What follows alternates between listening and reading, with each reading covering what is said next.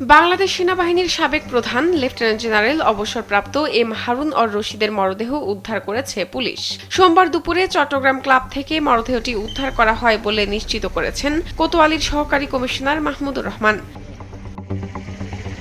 তিনি বলেন, খবর পেয়ে আমরা চট্টগ্রাম ক্লাবে এসে মরদেহ উদ্ধার করেছি। মরদেহ এখনো চট্টগ্রাম ক্লাবে রয়েছে। পরিবারের জন্য অপেক্ষা করছি। পরিবারের সদস্যরা এলে লাশের সুরতহাল প্রতিবেদন তৈরি করে ময়না তদন্তের জন্য চট্টগ্রাম মেডিকেল কলেজ হাসপাতালে পাঠানো হবে।